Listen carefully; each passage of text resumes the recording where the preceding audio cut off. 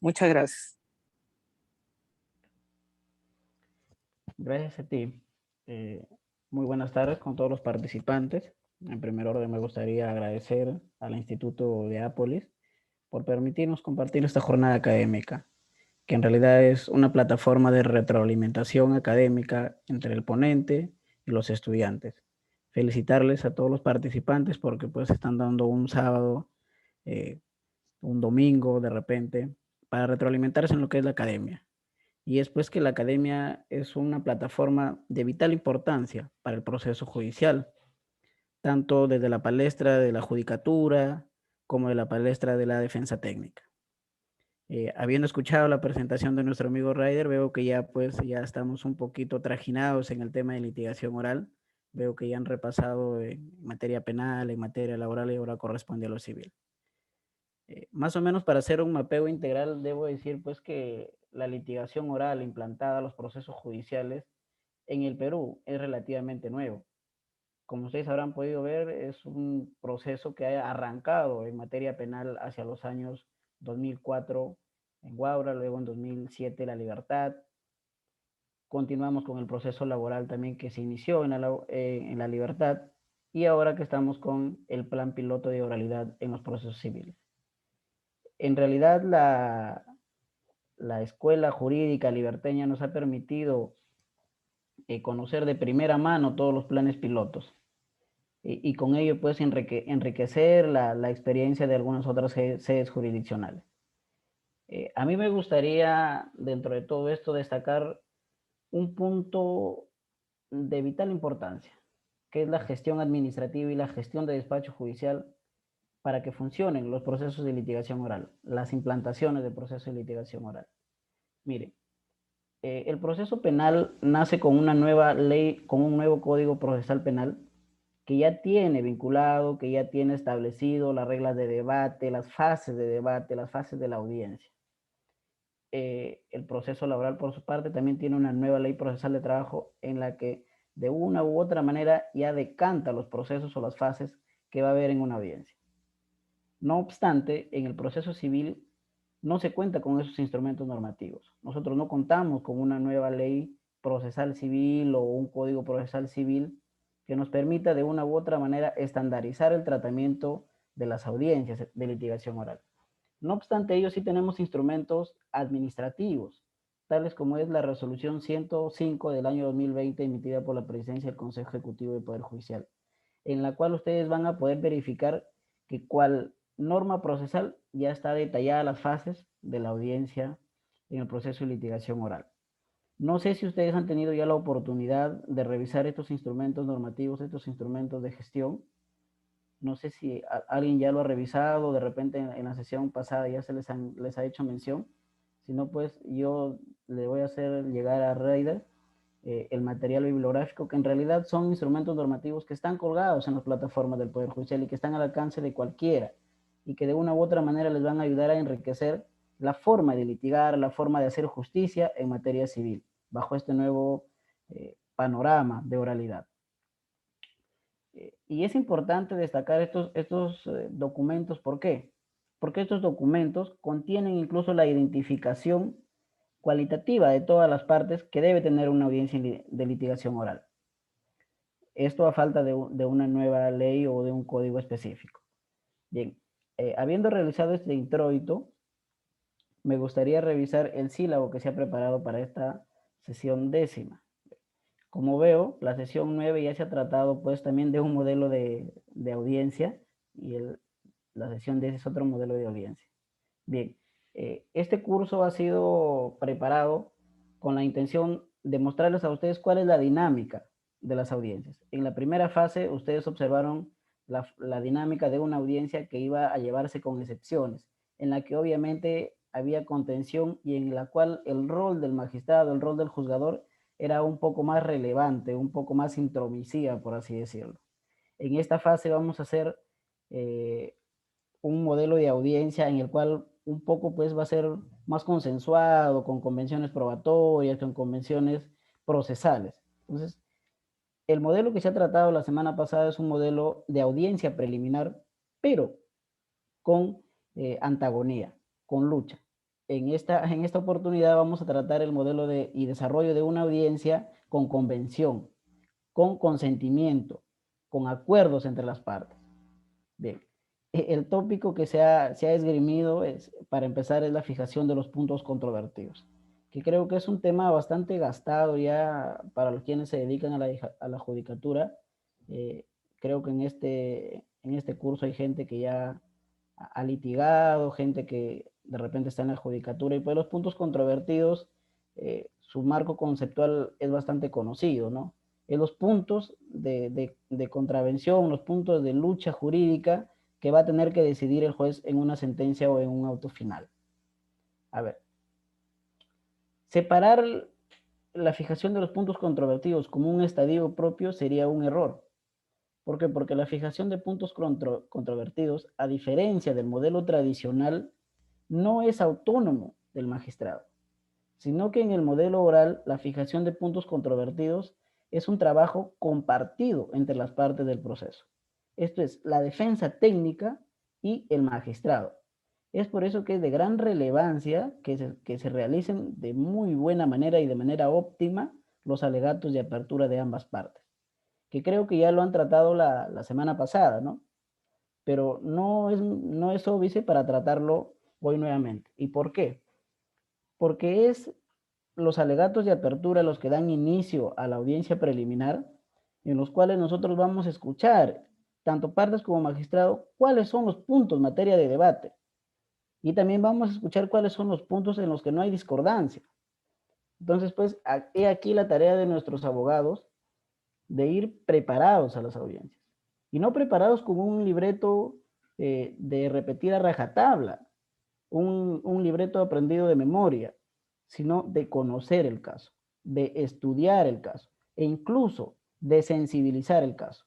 ¿Para qué? Para que esto nos permita la interacción en la audiencia de litigación oral, interacción que debe darse de manera mancomunada entre el juez y la parte. En ese sentido nos va a permitir decantar pues materias que no son controvertidas. Entonces, la primera conclusión, la fijación de los puntos controvertidos ya no nace de la demanda del petitorio como en el modelo tradicional, sino nace de la expresión oral que realiza la defensa técnica a través de los alegatos de apertura. ¿Entendido? Entonces, en este caso, pues, el filtro de los puntos controvertidos va a ser mayor, va a ser con mayor transparencia. ¿Por qué? Porque incluso las partes del proceso que asistan y la defensa técnica van a poder visualizar la labor jurisdiccional, la labor cognitiva que el juez hace para determinar los puntos que son materia de controversia. Esto no implica que tampoco se va a dejar de todo el modelo tradicional que las partes ofrecían los puntos controvertidos, sino todo lo contrario.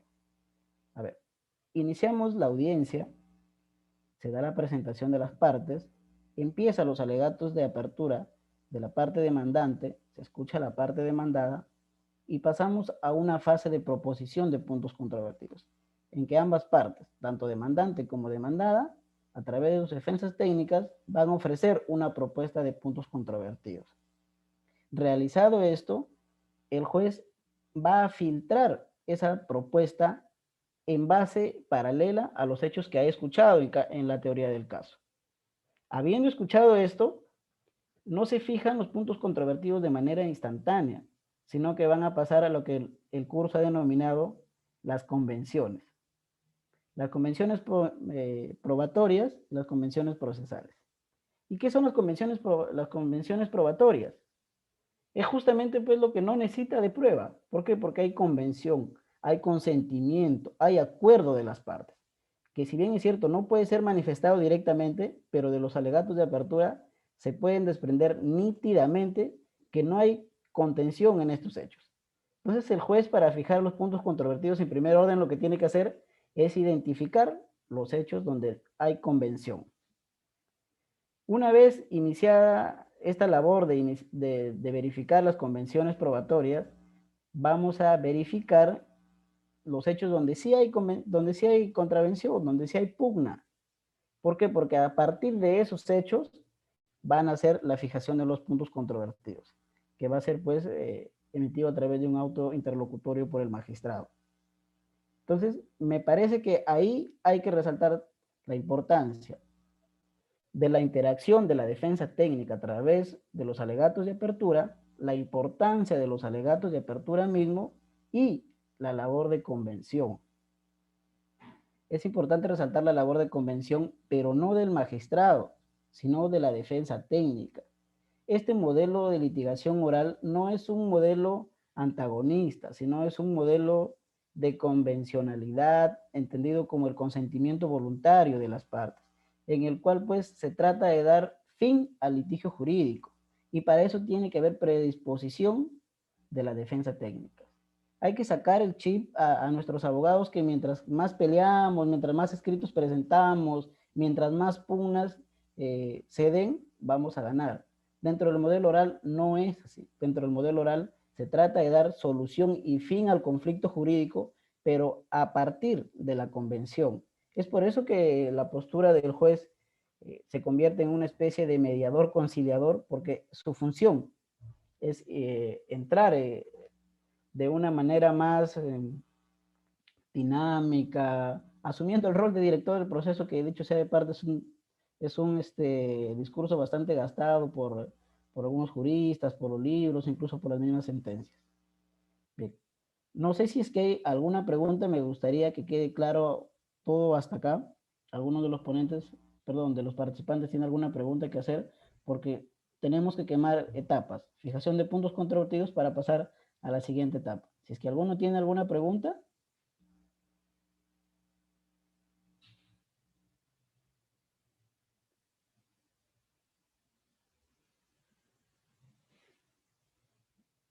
Bien, como parece que no hay ninguna pregunta, vamos a continuar. Lo que sigue a continuación de la...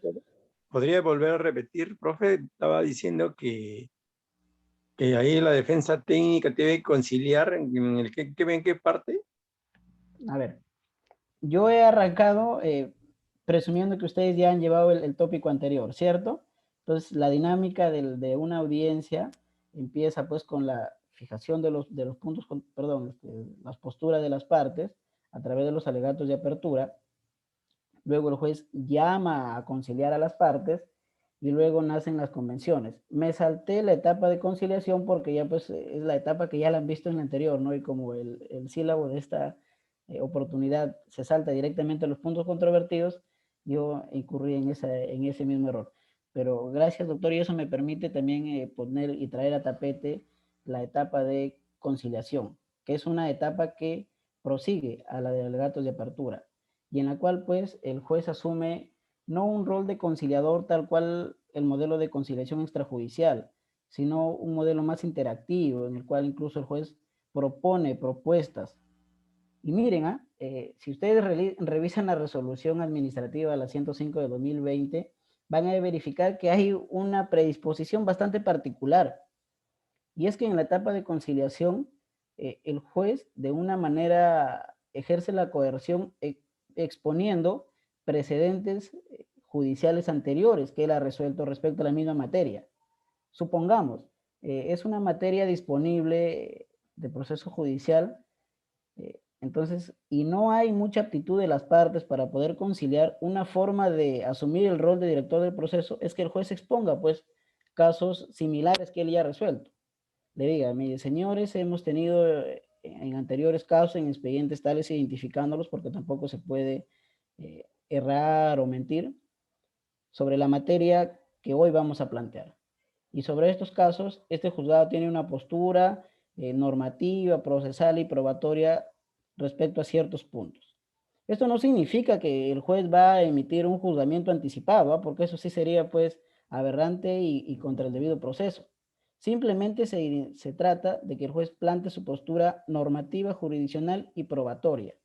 Y eso a la vez encuentra correlación con la seguridad jurídica, con la predictibilidad, que es prácticamente que las partes sepan qué es lo que van a obtener al iniciar un proceso judicial.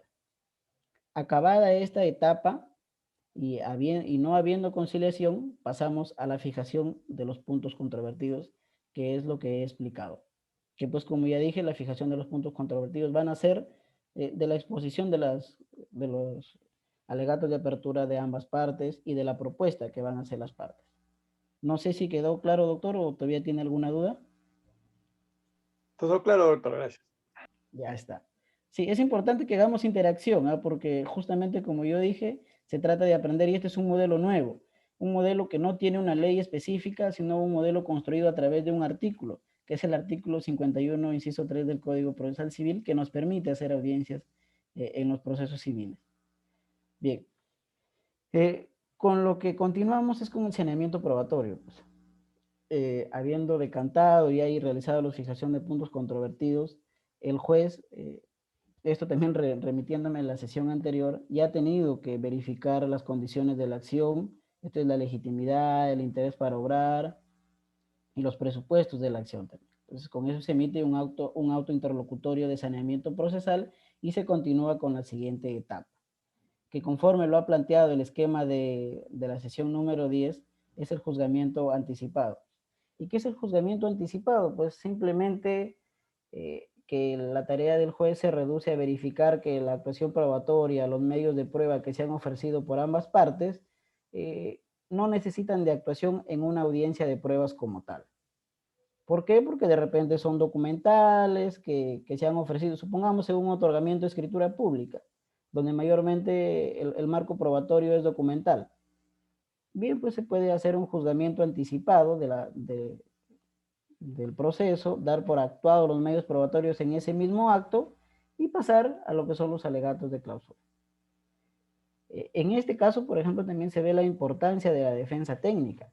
¿Por qué? Porque la defensa técnica, a través de los alegatos de clausura, primero, va a poner a disposición del órgano jurisdiccional su intención de cooperar con el proceso. Como dije, es un nuevo panorama porque en el modelo tradicional, pues el abogado civilista no está acostumbrado a cooperar con el proceso, muy por el contrario, está acostumbrado a entorpecer el proceso de una u otra forma a través de escritos reiterados, de nulidades, de correcciones, que en realidad lo que hacen es saturar a la labor jurisdiccional. Entonces, pues en este modelo, si se da cuenta, está regido también por el principio de concentración. Concentrar todos los actos que se puedan en una misma sesión, esto para hacer de la justicia una justicia más célere, una justicia más pronta, una justicia más cumplida, como es el lema de nuestra Corte Superior de Justicia de la Libertad. Entonces, pues, los alegatos de apertura van a estar siempre a disposición de las partes.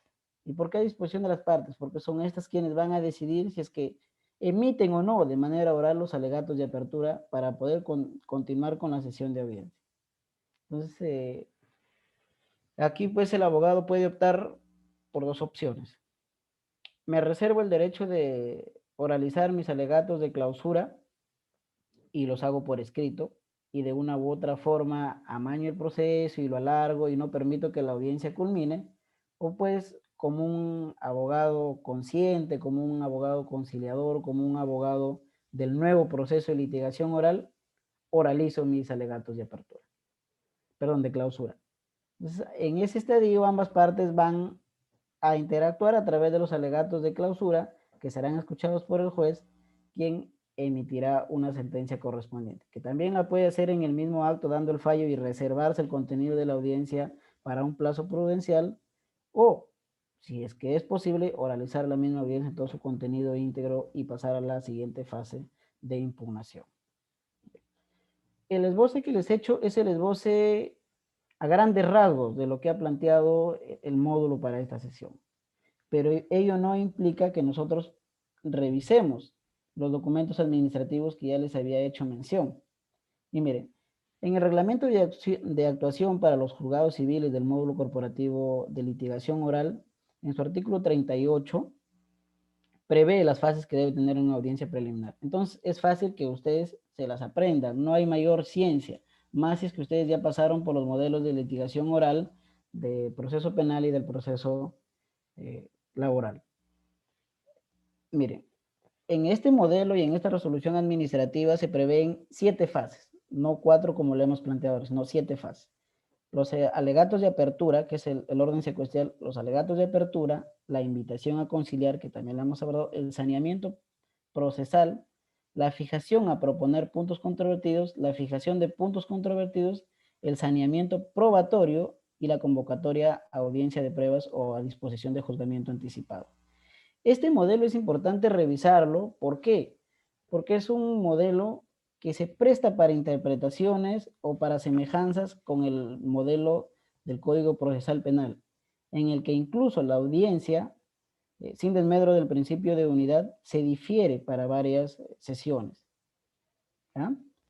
A ver, siguiendo el esquema que nos ha planteado, que se encuentra reglamentado en el reglamento, vamos a hacer un recuento. Los alegatos de apertura, como ya lo dijimos, pues son los alegatos con los que empiezan las teorías del caso. La invitación a conciliar es la que hace el magistrado a través de una proposición de una fórmula conciliatoria para la cual el audio de la audiencia será apagado. ¿Por qué? Porque aquí hay que respetar la intimidad y todo lo que se diga en esta audiencia no podrá ser utilizado como cuestiones probatorias al momento de emitir una sentencia. Es por eso que se hace pues el apagado del audio y se respeta la intimidad de las partes para que éstas puedan conciliar, en la cual el rol del magistrado es un rol más preponderante porque cual mediador va a poder intervenir en la litis e incluso ejercer poder de coerción moderado a través de la exposición de pautas o exposición de fallos similares a la discusión o a la litis que se vea en el caso concreto. Bien, siguiendo con la siguiente fase del saneamiento procesal. Ojo, saneamiento procesal, que trata de que el juez decante las condiciones y los presupuestos de la acción que deben concurrir para que la audiencia siga con su normal proceso. En esta etapa, el doctor Giovanni Priori Posada, conjuntamente con el doctor Héctor Lama More, plantearon una discusión cuando se inició el piloto de oralidad civil. Y la discusión radica en qué debe entenderse por saneamiento probatorio, qué debe entenderse por cumplimiento de las condiciones y los presupuestos de la acción. Específicamente se preguntaban, ¿qué debe verificar el juez cuando se habla de legitimidad para obrar, cuando se habla de interés para obrar? Decían, el interés y la legitimidad para obrar se limita a que exista una relación material y que una persona se asigne un rol dentro de la litis. Esto es ofendido o ofensor, demandante o demandado. Que se asigne el rol de dueño de la pretensión, de dueño del bien que es materia de litis. Y la respuesta no es una respuesta unánime. La respuesta es una bifurcada. Esto es, dependerá del caso concreto. En específico, por ejemplo, en procesos de prescripción adquisitiva, de nulidad y acto jurídico. En estas pretensiones el juez debe limitarse nada más a verificar pues la asignación del rol que las partes se dan. ¿Por qué? Porque hacer un estudio más a fondo de la situación, de que si corresponde o no el derecho, ya correspondería a la etapa de sentencia, de la etapa donde se hace el análisis cognitivo de la pretensión. Entonces, si nosotros lo hacemos en la etapa de calificación, el juez va a entrar en un error muy grande y en el que incluso se podría hablar de adelantamiento y criterio, ¿no? En este tipo de pretensiones, el juez tan solo tiene que verificar formalmente la concurrencia de los requisitos de la acción. ¿Por qué? Porque, y este es un problema que se ha evidenciado en el modelo de litigación oral a partir de las improcedencias liminares. En realidad, los proyectos pilotos que se están dando a lo largo y ancho del Perú es uno de los principales problemas que tiene, que son las improcedencias liminares. Entonces, por eso es importante conocer la etapa de saneamiento procesal para que el juez pues evite incurrir en lo que son las improcedencias liminares, que de una u otra forma pues es una negación de tutela jurisdiccional efectiva, porque por defectos de forma o de planteamiento de la demanda se impide que las partes obtengan una decisión judicial respecto a la litis que ellos están postulando. Por otra cara de la moneda, hay pretensiones en las que sí se puede verificar desde el inicio que el derecho discutido o la legitimidad para obrar sea latente. Supongamos, en un proceso de familia, no sé, de alimentos, por así decirlo, ¿no? La legitimidad para obrar va a estar comprobada simplemente con la partida. No hay nada más que hacer. El juez, por más que quiera ahondar o por más que quiera declarar improcedencia de la demanda, por legitimidad no lo va a poder hacer porque hay un documento verídico que así lo prueba. Entonces ya la labor cognitiva pasará a otra fase. ¿Alguien prendió su audio y quiere hacer alguna pregunta, me parece? ¿No? Bien, continuamos. Bien, desarrollados estos temas, pasamos a lo que en el reglamento se llama la invitación a proponer puntos controvertidos. Y es justamente lo que yo le decía anteriormente, ¿no? Es igual casi que en el modelo anterior. En el modelo anterior, cuando se hablaba de fijación de puntos controvertidos, salía una resolución, un auto judicial que le decía a las partes, tienes un plazo de 3 días para proponer puntos controvertidos y con la propuesta o no, pásese a la siguiente etapa del proceso. En este modelo es casi igual, ¿eh? No se está, por decir, desobedeciendo este estadio procesal, porque la parte bien también puede reservarse el derecho para fijar puntos controvertidos y hacerlo de manera formal. Pero pues como le digo, en estas etapas y en este modelo hay que tratar un poco de ser más colaboradores con el proceso, cumplir con los deberes procesales que incluso el mismo Código Procesal nos atribuye tanto al juez, a las partes demandantes y a la parte demandada. Bien. Y ya lo que sigue en consecuencia de esta propuesta es pues lo que empieza nuestro tópico, como se ha plasmado el curso, con la fijación de los puntos controvertidos. Que como ya dije, pues es un poco la labor cognitiva del juez de verificar que las posiciones asumidas por ambas partes sean resumidas en puntos clave para que así incluso la estructura de la sentencia sea más ordenada.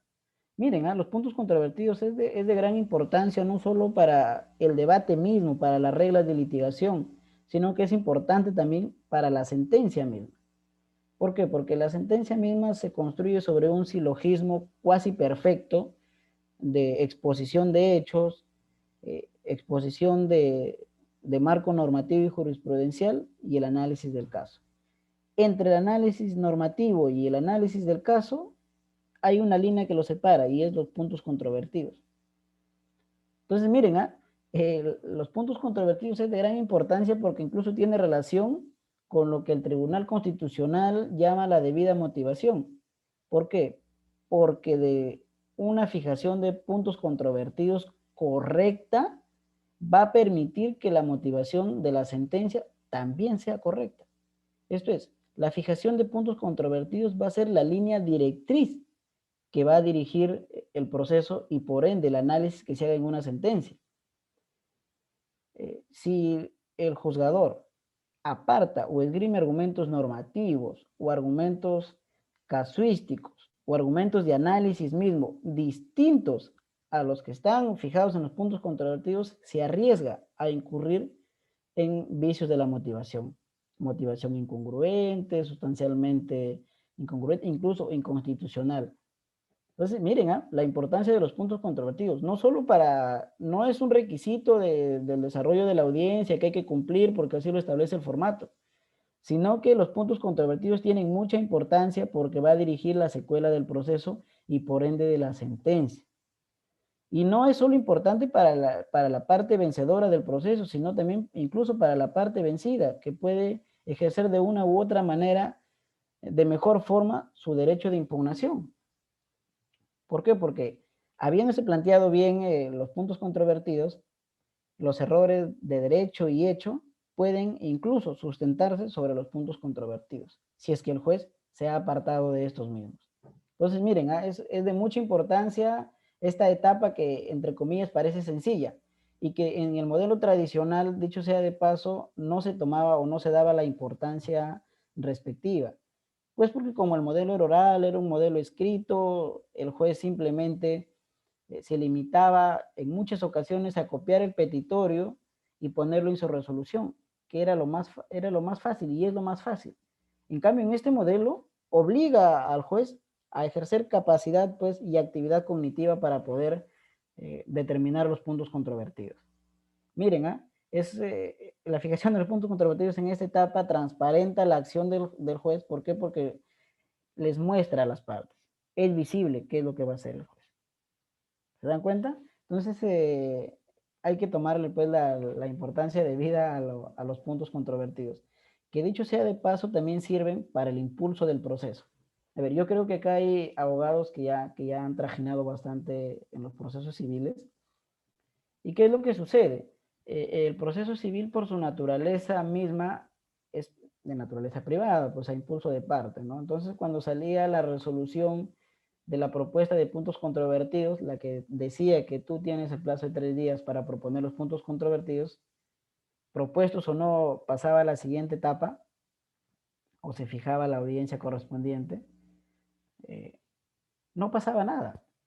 O sea, una vez que pasaba esa resolución de fijación de puntos controvertidos, y si la parte no presentaba ningún escrito, el proceso no se movía. Y como no se movía, los secretarios judiciales, incluso algunos magistrados alegaban, pues eso es responsabilidad de las partes, porque no lo han impulsado, no han presentado el escrito. E incluso se exponían que en muchas ocasiones, erradamente, claro está, esos expedientes se iban pues a archivos provisionales. Dejaba de 4 meses y de repente por ahí a uno que otro, por así decirlo, también se le escapaban hasta abandonos. En cambio, en este modelo no. ¿Por qué? Porque como se concentra la etapa de fijación de puntos controvertidos, se hacen instantáneamente. Y como se hacen instantáneamente, el proceso sigue. Y ya no es necesario ese impulso de parte, sino que se da en ese mismo acto. Miren, ¿eh? Estamos ganando transparencia, estamos ganando calidad de trabajo y estamos ganando incluso celeridad e impulso del proceso. ¿Alguien quiere preguntar? Profesor, ¿cómo está? Buenas noches. Buenas noches, doctora. Dígame, a ver, ¿en qué le podemos absolver? Ya. Lo que quería, bueno, más que otra cosa, como que acotar también, ¿no? Cuando hablamos de los puntos controvertidos, me parece que ya no estamos hablando de algo nuevo, que recién se está dando, que no conocemos la materia, que son materias nuevas, no. Porque considero que ya esto ya pues es algo que ya se dio, o sea, son materias, temas conocidos. Indudablemente, los puntos controvertidos a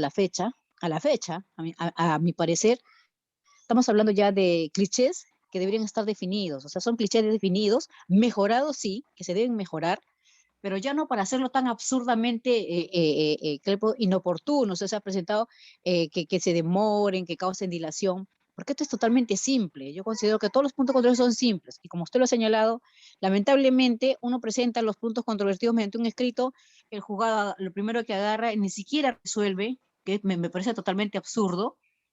No resuelve, simplemente dice, póngase a los otros a despacho para resolver. ¿Cuánto? 3 meses más. Y eso no se puede aceptar, es inconcebible. Y decir, pues, que los puntos controvertidos es un tema de debate, no, a estas alturas no. Estamos hablando de un tema que ya se conoce, que como le digo, ¿no? Nosotros utilizamos el término cliché, y el cliché lo único que podemos hacer es recontra mejorarlo, pero ya, ¿qué más vas a dar? Porque yo creo que ya está definido, ¿no? Entonces, eso es, no sé, no lo veo como un punto que se debería tratar, que se debería, pues, decir, pues, no, hay que mejorarlo quizás, pero ya tenerlo, ya lo tenemos en mano, ¿no? Porque las materias, como le vuelvo a comentar, ya las tenemos definidas, son las mismas, que se den materias nuevas, qué sé yo, pero ahorita a la fecha todo lo tenemos ya casi listo, pero lamentablemente los despachos judiciales esto lo toman como que para ellos, pues no, bueno, tengo más tiempo para trabajar, le voy a poner los autos de despacho para resolver, cuando como usted bien, bien claro lo ha dicho y la norma lo señala, ¿no? Bastante claro, ¿no? O sea, si no, pues tienen 3 días para resolver, y si ustedes no definen los puntos de vista, lo hace el despacho. Pero sin embargo, no se toman esa atribución, están esperando que uno ingrese el escrito. ¿Y para qué? Para que se tome su tiempo de decir, ponga a los otros a resolver, que eso no es una gracia. Y eso, aparte, se demoran en notificarte, incluso eso, y generan una elección tremenda, de verdad. Lamentablemente, si de repente ahora hay cambios, sería lo ideal, pero no como que es algo de otro mundo, ¿no? Es algo totalmente, a mí me parece totalmente simple. Discúlpeme, pero a mi parecer es bastante simple la determinación de los puntos controvertidos, ¿no? Esa es mi opinión, doctor. En efecto, doctora, la labor de fijar puntos controvertidos es una labor más sencilla, demasiado sencilla, porque como el mismo nombre lo dice, fijar la materia controvertida. No obstante, lo que se pretende con el modelo de litigación oral es que eso sencillo se convierta en realidad. ¿Por qué? Porque la fijación de puntos controvertidos dentro del modelo tradicional significaba lo que están diciendo acá en el chat, pues, demora en los procesos, porque insertaba un estadio más. Y ojo, que si bien es cierto, todo el mundo sabe lo que es los puntos controvertidos, cuando estos se hacían a través de una resolución, porque había la bendita delegación de facultades en las cuales quien fijaba los puntos controvertidos no era el juez, sino era el secretario, simplemente se limitaba a un copia y pega de la demanda, del petitorio de la demanda. Y como esto sucedía, los procesos seguían. Y seamos sinceros, ¿qué tan finos, qué tan técnicos son nuestros abogados para formular sus demandas, para formular petitorios? Entonces a mí sí me parece ahora sí de importancia la fijación de los puntos controvertidos dentro del modelo de litigación oral, porque va a permitir incluso observar al magistrado el tipo de defensa técnica que se hace. Y si la parte no presenta pues buenas demandas, dentro de este modelo sí se va a permitir corregir esos hechos y fijar los puntos controvertidos que verdaderamente deberían discutirse en un juicio. Y efectivamente, como yo empecé diciéndole, el modelo de litigación oral, más que un modelo de audiencias, es un modelo nuevo de gestión de despacho, entre comillas. Un modelo nuevo para Perú, porque en otras realidades jurídicas ya se ha realizado, con el cual se pretende dar mayor celeridad al proceso, dar mayor protagonismo a las partes y dar mayor protagonismo incluso al mismo juzgador. Bueno, ese es lo que se podría tratar en puntos controvertidos de manera simple. Pero lo que la doctrina denomina los casos difíciles tiene mucho que ver también con los puntos controvertidos. Y ha salido incluso a la palestra los tipos de fijación y los tipos de puntos controvertidos que se pueden discutir en los procesos. A ver, hasta ahora la fijación de los puntos controvertidos tratados por los órganos jurisdiccionales versan sobre los hechos demandados y sobre los hechos en materia de contestación de demanda. Que hasta ahí es lo más simple del mundo, que si bien es cierto no se realiza dentro de términos adecuados por la jurisdicción, que también son amañados por la defensa técnica a través de escritos absurdos para alargar los procesos, también es cierto. Pero últimamente se ha discutido que también puede ser materia de puntos controvertidos la interpretación de una norma. Y ahí sí me parece que es importante tratar los puntos controvertidos. ¿Quién se ha puesto a pensar en que la interpretación de una norma sea parte de un punto controvertido?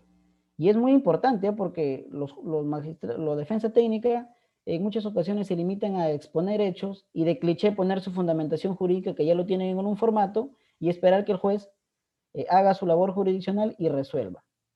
Y pues el juez, como tiene base de sustento la debida motivación, interpreta la norma como él considere pertinente y saca un fallo. Y cuando sale ese fallo, recién la parte se advierte, no, para mí el derecho no debió aplicarse así. Los requisitos de tal o cual procedimiento, de tal figura jurídica no debió ser así, sino debió ser de otra forma. Y recién se esgrimen a nivel de impugnación, de apelación. Pero ¿qué pasaría si ya nosotros planteamos en etapa de fijación de puntos controvertidos la manera de cómo debería interpretarse la norma? Ven que ahí es un poco importante, que claro, no se da en todos los casos, ¿no? Pero hay casos difíciles, llamados así por la doctrina, en los que es importante la fijación de los puntos controvertidos. E incluso me parece que ya la Corte Suprema tiene, y mismo las salas civiles de acá de la Libertad ya han puesto en el tapete jurisdiccional la posibilidad de fijar puntos controvertidos respecto a la interpretación de normas, respecto a la aplicación del derecho.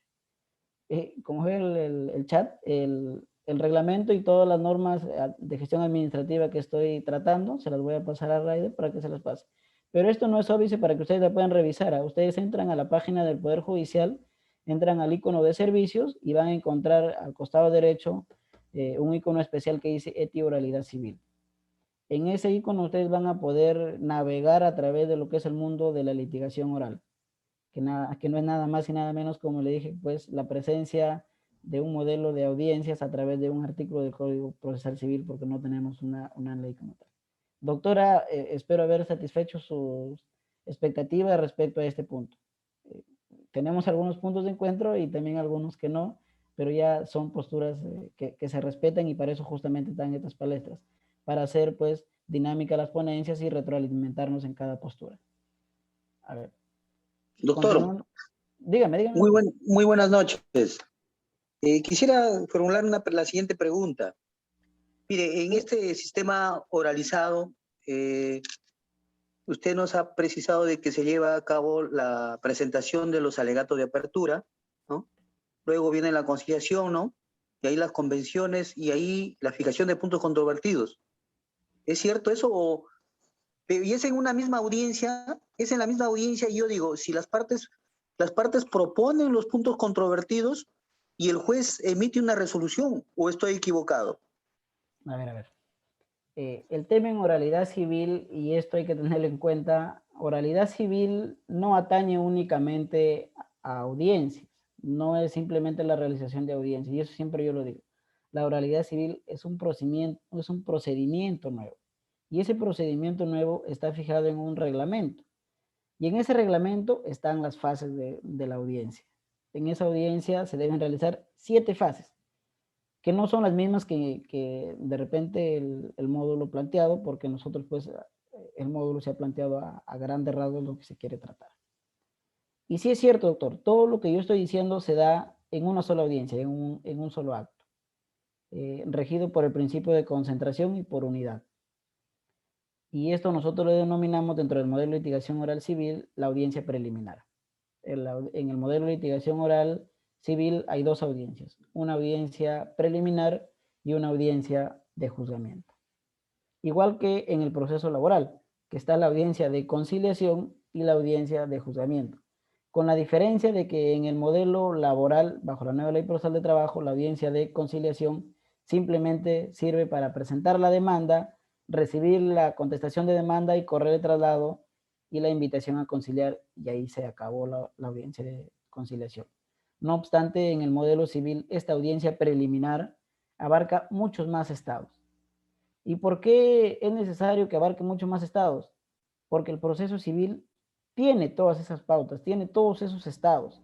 Entonces, lo que se trata es de reducir el aplazamiento de esos estados. Reducir el plazo en el que estos estados procesales tengan que llevarse.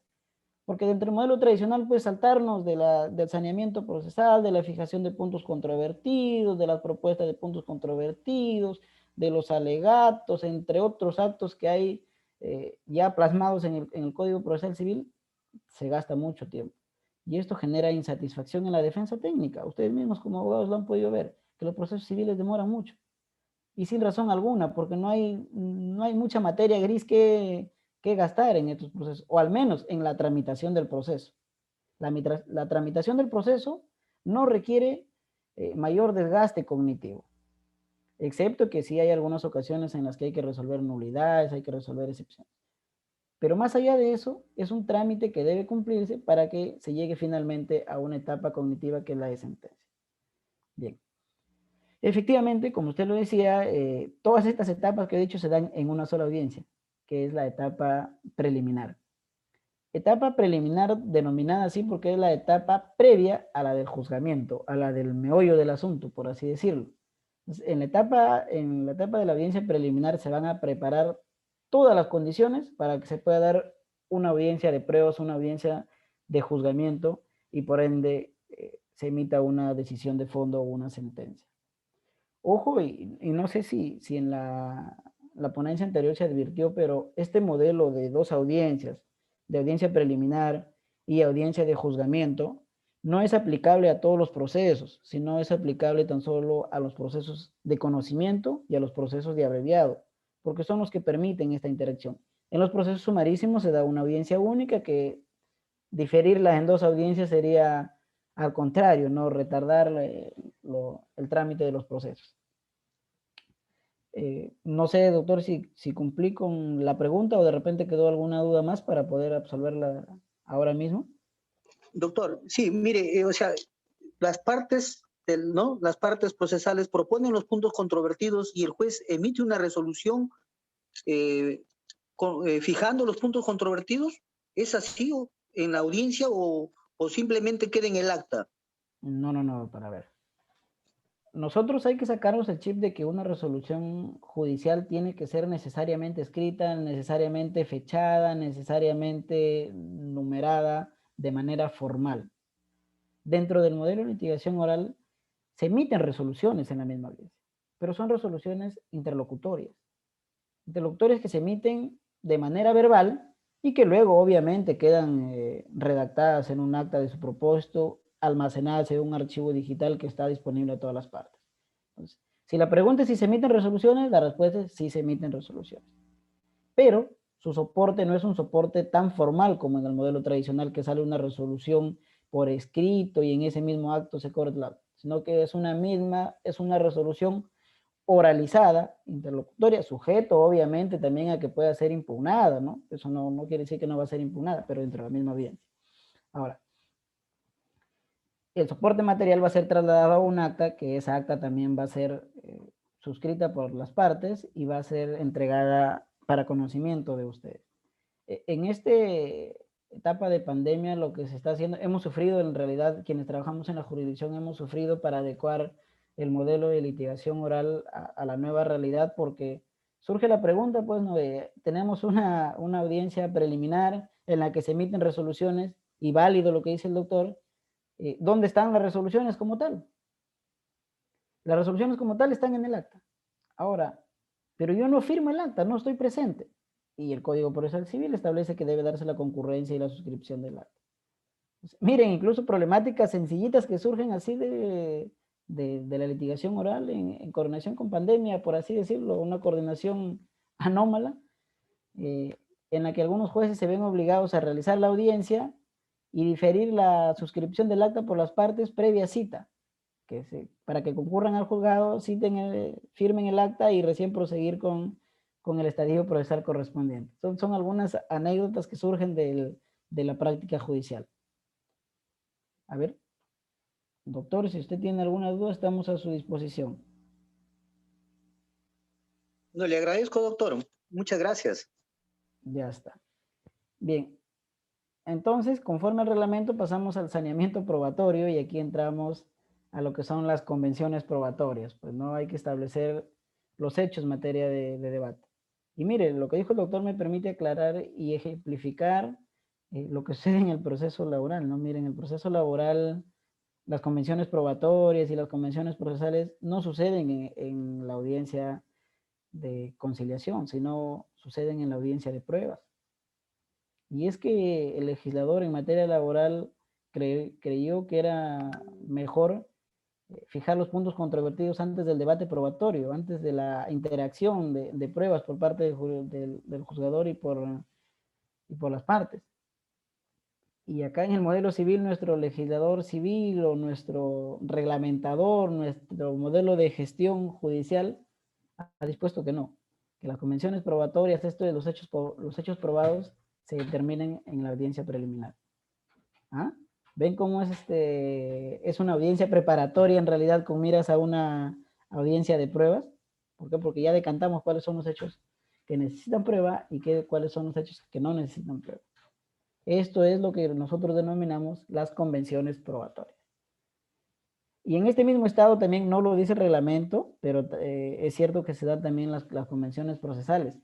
Dentro de este modelo de conciliación se da la oportunidad de que las partes se puedan poner de acuerdo respecto a la realización de actos procesales, que pueden ser suprimidos incluso por voluntad de las partes siempre y cuando no vulneren el debido proceso. De repente una diligencia de inspección judicial complementaria, que en la audiencia se da cuenta de que ya no es necesario y ambas partes se ponen de acuerdo para suprimirla. Como un ejemplo a grosso modo. Entonces las convenciones procesales tratan justamente de eso, de ponerse de acuerdo en la medida de lo posible la necesidad de actuar ciertas etapas procesales. ¿Por qué? Porque de repente hay algunas etapas procesales que son innecesarias y que no van a aportar al proceso y que tampoco son vulneratorias para el debido proceso. ¿Por qué? Porque al encontrarse ambas partes presentes en la diligencia, ambas partes son conocedoras de lo que se va a hacer y lo que no se va a hacer. Entonces, por lo tanto, esa convención, ese acuerdo sobre la tratativa procesal es válida y se puede dar justamente en esta etapa de saneamiento procesal. Entonces continuamos con la convocatoria a audiencia de pruebas o disposición de juzgamiento anticipado. Que este es el modelo de 2 audiencias, como le dije, llevadas de diferente manera. ¿Por qué? Porque si el juez advierte que las pruebas presentadas requieren de actuación, se convocará a una audiencia de pruebas, donde ya pues el juez asumirá su rol, constatará las pruebas, en simples términos, las actuará, y luego saldrá la sentencia correspondiente. De otro modo, se puede también optar por el juzgamiento anticipado, que es una fórmula muy utilizada dentro del modelo tradicional también, ¿eh? Dicho sea de paso, no sé si sucede en otras cortes, pero en la Corte de la Libertad se ha visto de que muchos de nuestros magistrados, claro que están obligados por cumplir con las metas que establece el Poder Judicial, han hecho mucho uso de lo que es el denominado juzgamiento anticipado. Y el juzgamiento anticipado es simplemente que el juez verifica que las pruebas no requieren actuación, de repente porque son documentales todas, y están aportadas al proceso. Entonces no es necesario de una audiencia de pruebas y emite una resolución de juzgamiento anticipado. Esta resolución o esta decisión de juzgar anticipadamente implica que los abogados van a asumir otro rol, y es el rol de oralizar sus alegatos de clausura. Y estos alegatos de clausura, como yo lo dije, va a tener gran importancia para la defensa técnica, porque son ellos quienes van a decidir el término del proceso. Porque si ellos deciden oralizarlos en la audiencia misma, el proceso va a seguir y puede terminar con una sentencia en ese mismo acto. Sin embargo, si las partes prefieren reservarse su derecho y hacerlo por escrito, también pues es válido, porque la norma procesal así lo establece, pero se diferirá el fallo y la sentencia que se deba emitir. La sentencia también puede ser oralizada.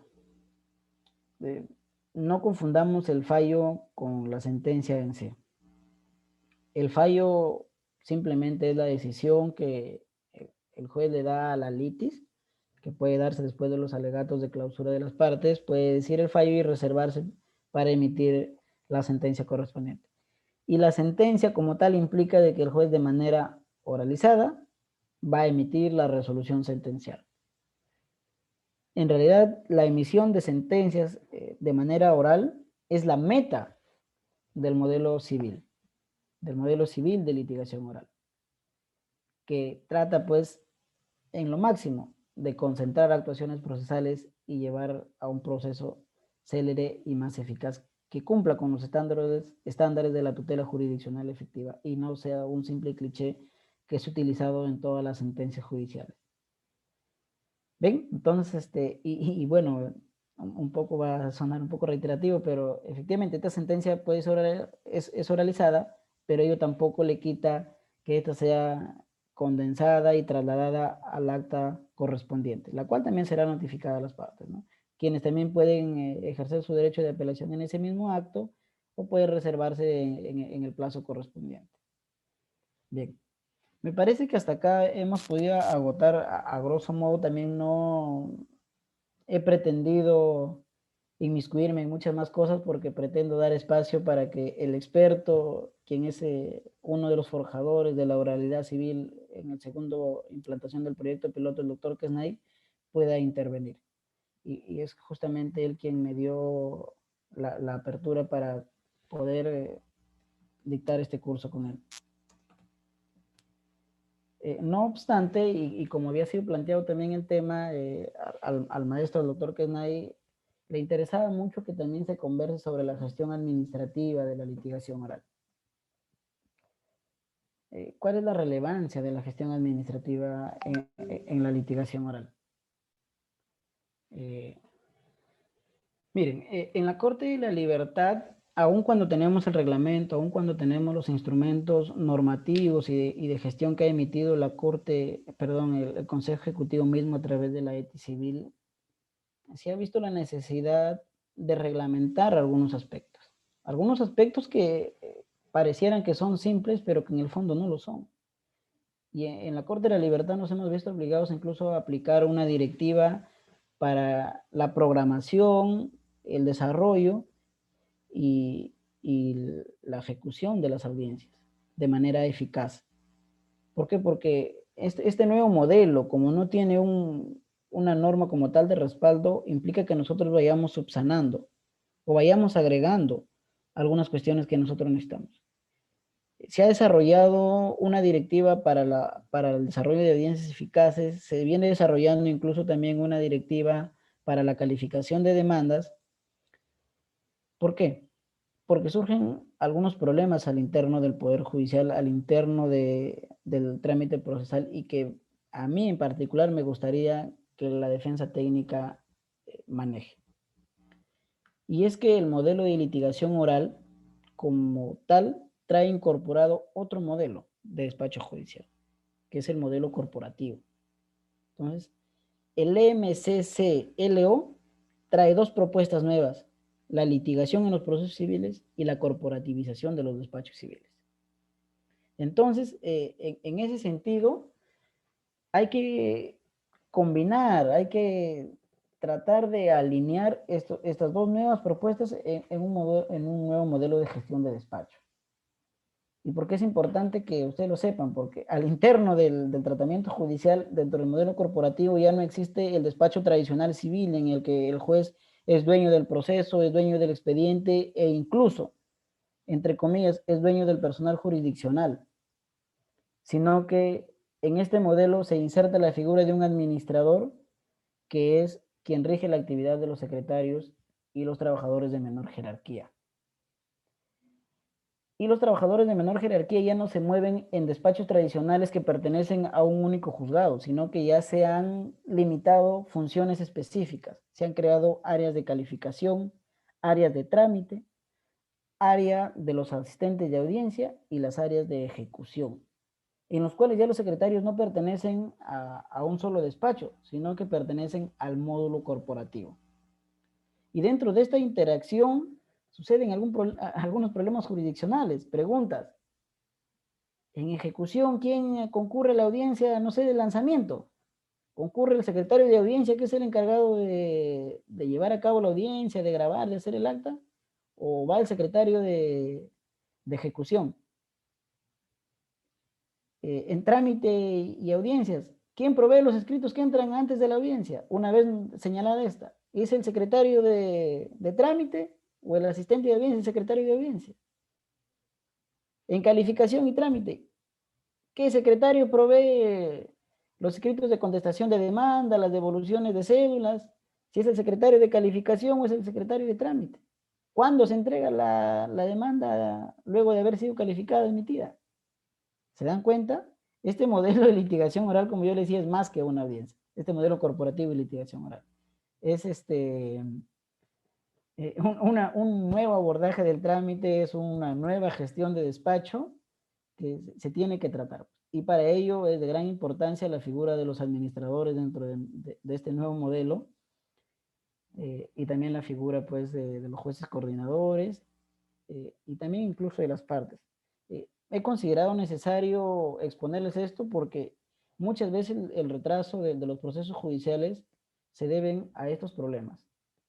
Y es pues que es válido, ¿no? De que una persona diga: a mí ya no me corresponde porque ya tú eres el secretario de trámite, el secretario de audiencia diga: no, le corresponde al secretario de trámite porque él es el que debe todo el proceso, yo simplemente doy cuenta. Entonces, para delimitar este tipo de planteamientos, este tipo de problemas que pueden, a la vista de otras personas que están alejadas del órgano jurisdiccional, parecer simples, sí son de mucha importancia para el trabajo jurisdiccional y que finalmente va a tener eco en la labor jurisdiccional y en la labor de defensa técnica que ustedes ejercen. Ya ingresó el doctor Kesnay, pero no me gustaría irme sin responder la pregunta, ¿no? ¿Cuándo se vulnera el debido proceso? Vulnerar el debido proceso es conceptualizar una figura bastante grande, porque el debido proceso se vulnera de diferentes formas: supresión de actos procesales, parcialización, plazos, entre otro tipo de cosas. Pero en general, la vulneración al debido proceso implica no respetar las garantías del proceso establecido, del proceso que ya da predictibilidad y da seguridad jurídica. y esto es una garantía constitucional que está establecida en la Constitución Política del Perú. Bueno, sin ahondar más, doy pase al doctor Quesnay para que profundice en estos temas que a grosso modo he podido tratar yo. Buenas tardes, doctor. Queden uso la palabra. Buenas tardes, mi estimado Edwin. Antes que nada, saludar a todos los asistentes. Bueno, pedirles mil disculpas por la demora. En realidad, a veces se nos cruzan otro tipo de actividades. Y justo antes de esta sesión, habíamos estado compartiendo algunas ideas con Edwin y ya lo venimos señalando, es que este piloto de litigación oral exige un soporte administrativo que esté bien afinado. Y una de las cosas que rescatamos de Edwin y de la administradora actualmente del módulo, así como de la anterior administradora, es estar constantemente atentos a los requerimientos de los magistrados para poder cumplir con la realización de las audiencias de manera exitosa. Un tema muy positivo, por ejemplo, es que nosotros cada vez vamos abandonando esta realidad donde el juez pues es una suerte de pulpo que trata de controlar muchos aspectos, cuando en realidad pues el juez se caracteriza por una cosa básica, que es tomar decisiones, dirigir el proceso y tomar decisiones. El juez no está formado pues para estar viendo si falta el tóner, cuándo salen de vacaciones, si es que se enfermó un secretario. O sea, esos temas no es. Y el hecho es que los jueces se han sentido muy cómodos durante mucho tiempo con ese tipo de funciones, porque finalmente implica poder, finalmente implica ejercer algún tipo de autoridad. Y creo que esa es una cosa que finalmente se termina desnaturalizando, donde muchas veces termina siendo evocado como argumento constante el hecho de no poder avanzar porque uno está distraído. Y es cierto, pero cuando viene alguien y dice, ya, yo te ayudo, lo contradictorio es que muchos jueces terminan diciendo, no me ayudes, déjame con mi propio caos.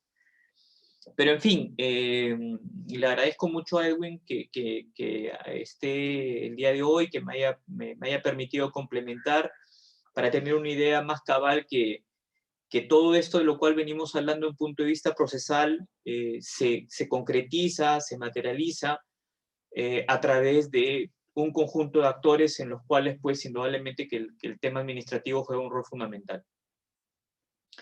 Y que en un contexto muy particular como la pandemia les ha planteado nuevos retos. Y en ese sentido, pues, ¿para qué?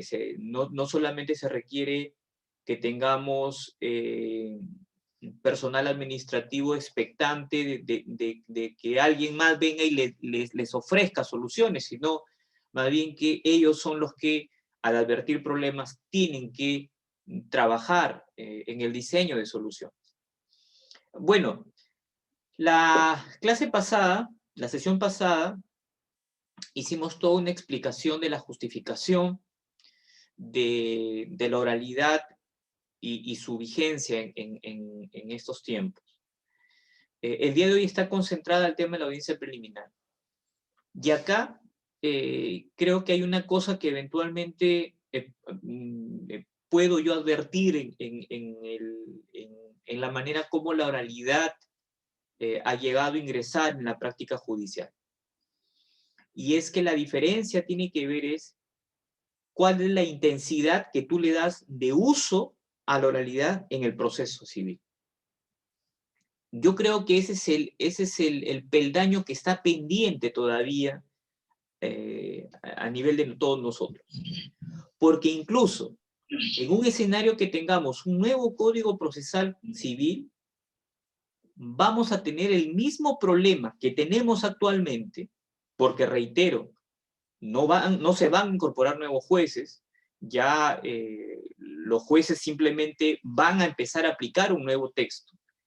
Y si el juez tiene una determinada formación, sobre todo regida por estas pautas, por estos principios que lo vimos la sesión pasada, de entendimiento de que las normas procesales son imperativas, de que las formas son imperativas, pues lo único que van a hacer es van a ver un código y van a sujetarse estrictamente al código. Y el gran problema de los códigos es que la realidad termina superando la previsión normativa. Y el gran problema es que cuando ya estamos con oralidad, va a plantear esas situaciones donde finalmente quien tiene que tomar, como se espera, quien tiene que tomar una decisión es el juez. Y eso es lo que yo les quiero conversar el día de hoy, que lo que hemos descubierto, o sea, y tengo que reconocer eso, porque eso no nos forman y uno lo va descubriendo en la práctica, es que la oralidad es una herramienta que de las posibles acciones que se pueden tomar en la audiencia preliminar, la oralidad te permite solucionar y atender muchos otros pedidos que en el código están previstos como de manera expresa, que se tienen que formular de manera escrita y que sin duda alguna ofrece la oralidad un mecanismo para atenderlos y no someterlos a la forma escrita. Y lo vamos a ver de manera muy oportuna cuando veamos las distintas etapas. Como le decía la sesión pasada, la audiencia preliminar es una audiencia que llegamos a crear los jueces civiles para concentrar actos procesales. De manera tal que en esta audiencia, que se convoca luego de haber precluido la etapa postulatoria, acá lo que realizamos es alegatos de apertura, saneamiento procesal, perdón, intento de conciliación, saneamiento procesal, fijación de puntos controvertidos, saneamiento de pruebas y juzgamiento anticipado con el consecuente informe, alegato de clausura o convocatoria de audiencia de pruebas, con lo cual, pues, declaramos concluida la audiencia y nos vamos hasta una segunda audiencia, que es la audiencia de pruebas. Vamos profundizando en cada uno de ellos. Los alegatos de apertura.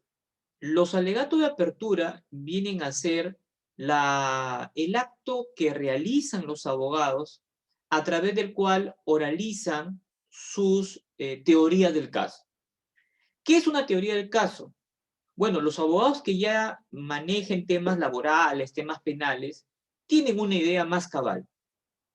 En el ámbito civil, la teoría del caso ha irrumpido y ha planteado preguntas como ¿qué es una teoría del caso? ¿Cuántas teorías del caso puede haber? ¿El juez puede crear una teoría del caso? La teoría del caso viene finalmente a ser el diseño de una estrategia respecto de cómo han sucedido los hechos. O sea, viene a ser la forma como, o mejor dicho, viene a ser el relato que plantea una de las partes, porque la teoría del caso hay tanto del demandante como de la contraparte, y que según esta versión es la que justifica el pedido que está contenido en una demanda o en una contestación, y que debe de ser, luego de probados los hechos que se están relatando, que debe generar un pronunciamiento favorable por parte del juez. Y acá ya surge el primer problema. Para los jueces, desde el momento que hemos empezado a manejar teorías del caso, esto es, hemos empezado a comprender lo que es una teoría del caso, esto nos ha permitido hacer algo, que es fácilmente identificar en los alegatos de apertura cuando la versión de los abogados es contradictoria. Cosa que antes sucedía, adviertan ustedes, recién en la sentencia, porque antes el juez no tenía oportunidad para advertir esto. ¿Y por qué sucede esto?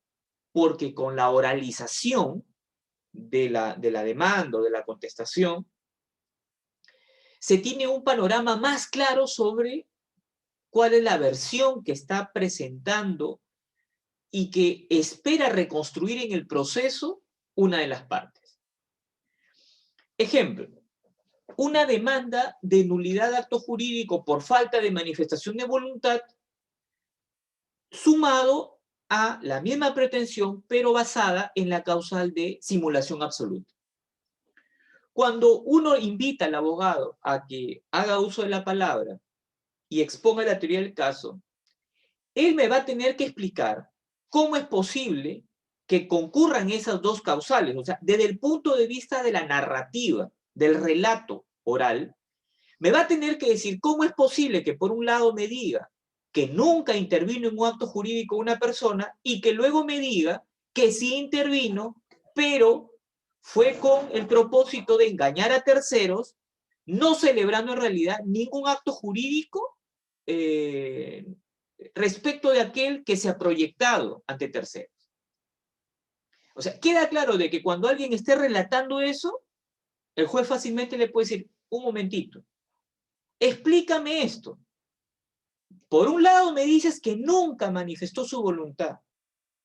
Y por otro lado me dices que sí la manifestó, pero que el acuerdo con el demandado fue proyectar una realidad distinta. Eso en la actualidad nos está permitiendo captar claramente la incongruencia de la demanda. ¿Y eso qué genera? ¿Qué está produciendo? Lo que está produciendo es que ahora podamos identificar claramente el conflicto. Y es evidente que una de las dos versiones, de por sí contradictorias, es la que finalmente va a tener que proseguir en el proceso. Porque cuando uno le pregunta eso a un abogado, el abogado no tiene más opción que decir, bueno, reconozco que cometí un error. Señor juez, sobre esto no tengo nada. En realidad es sobre simulación. Y acá también está sucediendo algo, que en la exposición de los alegatos de apertura, queda en evidencia algo que también se viene diciendo y sosteniendo durante mucho tiempo, y no solamente es aplicable a los abogados, sino a todos los actores con formación jurídica que intervienen en los procesos. La oralidad es una técnica de comunicación, así como la escritura, también hay la oralidad. El hecho de que yo pueda manejar, pueda ser muy hábil con el verbo, eso no está unido a un necesario conocimiento del derecho sustantivo. Por eso es que la expectativa es que uno maneje tanto derecho sustantivo como derecho procesal. Mis destrezas para informar algo oralmente, pues sin duda tiene que estar basado en un conocimiento del tema sustantivo. Y ahí hay un gran problema. Por ejemplo, cuando el abogado me sostiene esto y me dice, no, es que hay la causal de falta de manifestación de voluntad porque quien ha vendido no es el propietario. Un momentito. Un momentito. Tú tienes que diferenciar. Una cosa es la legitimidad y otra cosa es la falta de manifestación de voluntad. Por eso es que en el relato, en los alegatos de apertura, el juez puede entrar a tener esa comunicación. Y tiene un efecto muy positivo. O sea, acá también entra un tema y creo que forma parte también del perfil de juez dentro del desempeño en la audiencia. El juez lo que tiene que propiciar es un diálogo. Porque, y eso viene pasando. Sin ser malcriado, sin hacer alarde de soberbia, sí es valioso de que en esa comunicación el juez exponga un punto de vista de carácter jurídico. Porque, y eso viene sucediendo, los abogados captan e identifican el error muchas veces en audiencia, y eso conlleva que luego, en los actos procesales, en las etapas procesales siguientes, no insistan en su error. Por ejemplo, sobre el tema de prueba. Pero reitero, eso no es algo que le compete al juez, es algo que le compete exclusivamente al abogado. Lo que sí, vuelvo a reiterar, es muy importante el diálogo porque en ello quede evidenciado eventualmente algún error. Entonces, alegato de apertura, los abogados tienen que sustentar su teoría del caso. Esto es la versión que le están proyectando al juez, que se espera sea aprobada con la prueba, a efecto de lograr que el juez ampare su tesis que está exponiendo, sustentando en un proceso. Y entra un tema importante también, que la teoría del caso tiene siempre que tener como objetivo no solamente formular un relato bonito, un relato convincente, sino principalmente plantearle al magistrado que este relato, que indudablemente es coherente con la pretensión que está planteando en el proceso, va a ser probado.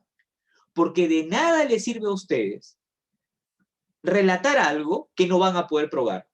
Porque lo que va a generar finalmente es que el juez, cuando entre a tener el primer contacto con la prueba, ya inmediatamente llega a la conclusión de que estamos ante una demanda infundada por improbada.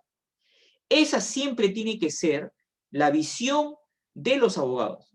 Yo voy a venderle al juez, voy a narrarle, no venderle, voy a narrarle una historia al juez que la tengo que probar.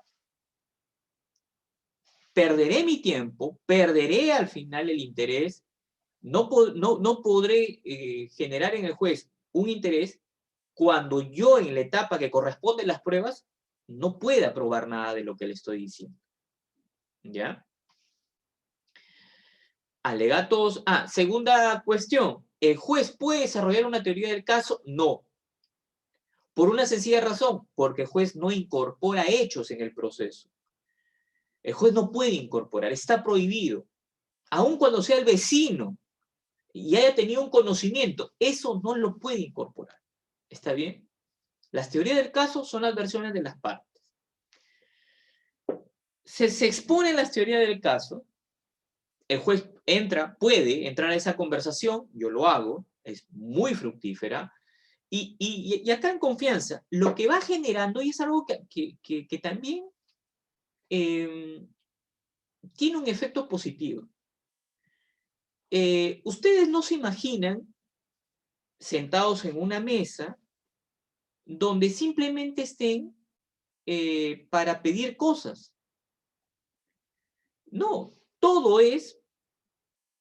debe discurrir de manera natural. Entonces, yo siempre les sugiero a mis colegas es que en los alegatos de apertura generen un diálogo, rompan el hielo. Porque lo que va generando es un ambiente de comodidad. Una audiencia dura normalmente 45 minutos a 1 hora. Entonces, lo más positivo es eso, romper el hielo y empezar a conversar. Porque eso lo que genera es que el ambiente no esté tan tenso. Ojo, es una audiencia, siempre las audiencias son tensas, pero que no estemos más tensos y por ende seamos más proclives a colaborar con todas las etapas que vienen a continuación. Indudablemente que esto es un desafío no para los abogados, es un desafío para el juez. Hay jueces que no les gusta, o sea, su personalidad no es característica de entrar a un diálogo. Algunos me dicen, no, ¿para qué entrar? Es una pérdida de tiempo. Bueno, yo finalmente lo que digo es, quiero crear un clima adecuado para las etapas que vienen. Pero finalmente es un tema muy personal. Siguiente. Es la etapa de la conciliación. Cuando yo ya escuché las versiones de las partes, además de haber leído previamente el expediente, yo ya lo que puedo hacer es entrar a trabajar una conciliación. Y este es un tema principalmente del juez. Trabajar la conciliación. ¿Qué significa trabajar la conciliación? En primer lugar, haber prestado atención a las partes. ¿Para qué? Para identificar los puntos de comunión respecto de los intereses de ambas partes. acá hay un tema importante. Aquellos que hayan litigado cuando estaba vigente todavía la audiencia de conciliación, se acordarán de que el juez lo que les decía es que nada de lo que se discuta en la audiencia de conciliación va a ser utilizado para una sentencia. Hay un margen de informalidad en la etapa de conciliación. Y a mí me ha pasado en su momento, cuando he querido intentar esto, que algún abogado, pese a la advertencia, creía y decía, usted ya se está parcializando. Y se le volvía a recalcar, en la conciliación no hay prejuzgamiento, en la conciliación hay lo único que hace el juez es propicia que las partes concilien. ¿Y cómo lo propicia? No preguntándole, oye, ¿quieres conciliar? Que es un gran error y es algo de la cultura judicial, sino que el juez tiene que descubrir, o sea, ponerse a trabajar. Esto significa que el juez tiene que identificar los puntos de interés y empezar a soltar propuestas. Si de plano las partes tienen una posición muy beligerante, bueno, también el juez tiene que ser muy práctico y decir, no voy a proseguir porque está de más, las posiciones son muy confrontacionales. Segundo, acá entra una comunicación con las partes, no con los abogados. Acá hay dos estilos que he podido yo advertir. Jueces que dicen, abogados, retírense. En mi caso no. En mi caso es, abogados, permanezcan, pero no participen, salvo que la parte les quiera consultar algo. Y por una sencilla razón, porque el derecho que está en discusión es un derecho de índole sustantivo, no le pertenece al abogado. Y a mí me ha pasado que ha habido abogados así, doctora, se calla. Y a la segunda que quiere usted intervenir, yo la multo. ¿Está bien? Pero siempre se le recalca a las partes que es su derecho preguntar a su abogado. ¿Está bien? Un tema interesante que ha pasado en pandemia es que hemos estado arribando a conciliaciones con personas que no están físicamente en el mismo espacio, en el mismo lugar. Ejemplo, personas que están en Lima y personas que están en Trujillo. Y surge la pregunta, el acta. ¿Qué hacemos con el acta? ¿Habrá manifestación de voluntad que genere efectos procesales si es que no está firmada un acta? Acá discutía o discrepaba con un colega y le decía, esa es la diferencia entre alguien que ve más allá del código. El código finalmente es un conjunto de disposiciones normativas, pero la regla que está incorporada es una regla que la fija el juez producto de la interpretación basada en el conjunto de cánones o técnicas de interpretación que le aplica a la disposición normativa. Y siempre debemos hacer nuestra pregunta, ¿qué quiso el legislador? No lo que dice el código, sino pregúntense qué quiere el legislador. Si la voluntad del legislador es tan clara, y acá desde el punto de vista argumentativo, esa es una gran falacia. No hay texto claro en el derecho, no hay texto claro, todo es objeto de interpretación. Algunos más complejos, unos más sencillos, pero todo es objeto de interpretación. Y vaya que muchos errores que finalmente pagan los platos rotos las partes es resultado de esa irresponsable visión de creer que solo existe una forma de interpretar la ley que es la literal. En ese sentido, si yo me pregunto, ¿qué ha querido el legislador cuando exige que la conciliación esté en un acta? Pues, bueno, el legislador no tenía opciones, porque en el año 93 no teníamos soportes tecnológicos que pudieran conservar las manifestaciones de voluntad de las partes, los actos procesales, en un soporte distinto al de un papel. Pero en el 2014, el legislador se dio cuenta y dijo, oye, estamos en el 2014, ahora ya tenemos sistemas de grabación de audio, video, incorporémoslos al proceso civil y ahora la regla va a ser inversa. Va a prevalecer la grabación de audio, video y si es que no hubiera, papelito. Señores, es un tema básico, ¿verdad? Si tienes la tecnología de punta, ¿para qué lo vas a estar haciendo manualmente? Esa misma respuesta que ya está positivizada, Código Procesal Civil en materia de audiencia de pruebas, la puedo aplicar por analogía a la audiencia preliminar y por ende también a este espacio de conciliación. Si está siendo grabada, imagínense ahorita ustedes, yo me pongo a conversar con el señor Eduardo Custodio y él activa su cámara y, le digo, y el Eduardo me dice, doctor, tengo ahorita una laptop, necesito dinero.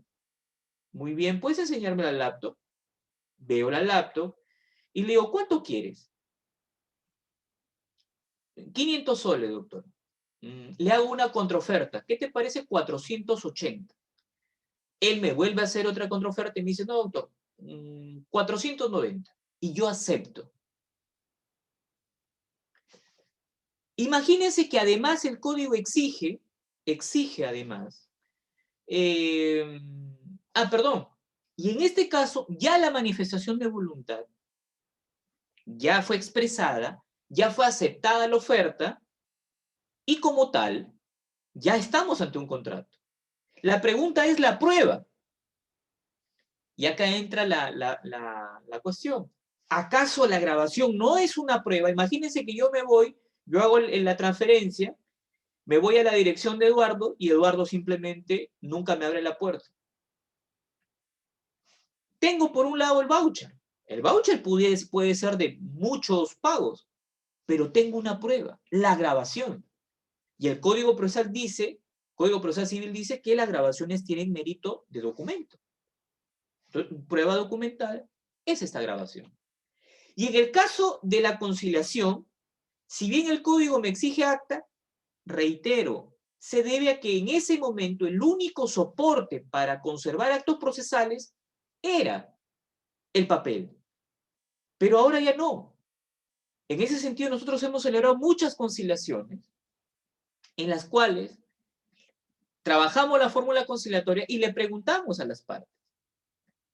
Y las partes dicen, sí, pero miren, lo que estamos haciendo es incluir dentro del acuerdo conciliatorio un acuerdo procesal. Un acuerdo procesal. ¿Acuerdan ustedes renunciar a la suscripción del acta, dejando constancia que la manifestación de voluntad queda grabada, queda conservada en la grabación de audio-video? Sí, señor juez, se acabó. Hay un acto procesal, un acuerdo procesal. ¿Está prohibido? No está prohibido. ¿Es bajo sanción de nulidad la celebración del acta, celebrar la conciliación en un acta? La respuesta es no. Entonces, como ya tengo ahora dos formas, pues utilizo la que esté más a mi alcance. Cuando nos reincorporemos en algún momento en nuestros despachos, pues queda claro que si tengo las partes ahí, ya tengo el acta, puede estar ahí. Pero creo yo que para el tema de avanzar, no le voy a exigir actas. Simplemente lo que hago, todo está conservado. Una válida pregunta de alguno de ustedes. Doctor, ¿y qué pasa si luego una de las partes dice pido la nulidad? Bueno, lo que hago es muy sencillo. Lo que hago es, le digo que la finalidad de la norma procesal se ha cumplido, hago una interpretación teleológica de la norma, aplico el artículo 9, párrafo 3 del título preliminar del Código de Proceso Civil y además le pongo la máxima multa, tanto al abogado como a la parte, porque es una clara actitud, un claro proceder doloso. No me van a poder decir que nunca dijeron lo que sí dijeron en la audiencia. Hasta la fecha no he tenido. Y no creo acá ser un juez draconiano, sino es ejerciendo las facultades que me da la Ley Orgánica del Poder Judicial y el Código Procesal Civil. Facultades disciplinarias. Nadie puede actuar de manera temeraria, dolosa, de mala fe. Y reitero, no es un requisito de validez, no es un requisito ad solemnitatem de que ese acto procesal esté en un acta. Ya lo venimos haciendo y además incluso viene generando actos inscritos en registros públicos. Registros no me ha observado nada. Absolutamente nada. ¿Está bien? Otro tema que ya más bien va para el juez, pero no va para las partes, es esta idea de creer que ya, el acuerdo lo tenemos que tener ya, hoy mismo. Y ese es un problema de creer que el proceso es del juez. Cuando el proceso, siempre lo digo, el proceso es de las partes. Señores, acá está la fórmula. Me quedan mirando y me dicen, doctor, tengo mis dudas. Muy bien. ¿Qué te parece? Acá voy a dejar, ¿ya? Voy a dejar acá la fórmula conciliatoria. ¿Cuántos días quieres tú pensar si es que te conviene o no la fórmula conciliatoria? Dímelo. Señor juez, deme un día. Te doy el día. Yo mañana vengo a trabajar. Yo trabajo desde las 7 hasta las 4, el horario de atención. ¿Ya? En cualquier momento, apárecete en el despacho. Llegaré a inferir que si es que no vienes es porque no quieres nada. Salvo que me pidas más tiempo. ¿Está bien? Sí, perfecto. Señores, eso se ha hecho. No los apuro, le digo, tómese su tiempo. ¿Y qué ha pasado? Al día siguiente, muchas de las partes vienen. Señor juez, no te preocupes, espérame un ratito. Pasa al despacho, inmediatamente, cuando los casos en audiencias presenciales, la fórmula obviamente ya está avanzada, pues lo único que hacemos es, le volvemos a leer, imprimimos, y lo que hacemos es instalar en ese momento una audiencia. ¿Para qué? Solamente una audiencia para que la parte declare, porque ¿qué nos ha pasado? Que una dice, sí, yo estoy de acuerdo, y la otra dice, no, déjame pensarlo. Perfecto. Si la otra parte viene, obviamente yo no voy a tener que convocar a una audiencia para los dos porque uno ya expresó su voluntad sobre una fórmula conciliatoria. Señores, así hemos celebrado conciliaciones. Han venido, les hemos dado todas las facilidades, perfecto, levantamos un acta de que vino, hemos constituido en este momento una audiencia para que esa persona exprese su voluntad, lee y firma. Y se acabó el proceso. ¿Cuál es la clave? Ver el proceso dentro de los límites de lo racionalmente aceptable como algo que está al servicio del ciudadano. Imagínense ustedes que yo le dijera que esa persona me viene a ver al día siguiente y me dice, señor juez, quiero conciliar. Por favor, quiero conciliar. Y que usted le diga, no, espérate. Tengo que sacar mi resolución de convocatoria de audiencia. Secretario, tráigame el libro para ver cuándo puedo atender a la señora. O sea, ¿ustedes se imaginan esa indiferencia? Y sobre todo es un propio desconocimiento de la realidad judicial, donde hay carencia de recursos. O sea, no te puede dar el lujo de tener un proceso por tenerlo. Y finalmente, la preocupación, pues me van a denunciar, me van a quejar. ¿Por qué? Si las personas que son las titulares del derecho han venido ante tu presencia y te han dicho, sí, acepto la fórmula conciliatoria, tienes sus firmas en el acta o tienes grabaciones donde ellas han dicho, sí, acepto. Yo no me imagino ninguna situación más. Y ojo, esto no solamente viene pasando en La Libertad, viene pasando también en Arequipa, en muchas otras cortes. Así es como va evolucionando el derecho, descubriendo nuevas formas de instrumentalizar el proceso. Eso lo tenemos que difundir. Y acá entra un tema también muy importante. Hay un prejuicio de que los abogados bloquean. Claro, los abogados bloquean cuando al abogado tú le empoderas en una audiencia. Pero cuando se le dice que el abogado solamente interviene, como su rol lo dice, como consultor o asesor, pues simplemente los protagonistas son las partes. ¿Qué pasa si es que no se concilia? Muy bien. Pues vamos a la etapa de saneamiento procesal. Acá también la audiencia preliminar lo que nos ha permitido es evitar esperar hasta la emisión de una sentencia para darnos cuenta que falta un litisconsorte.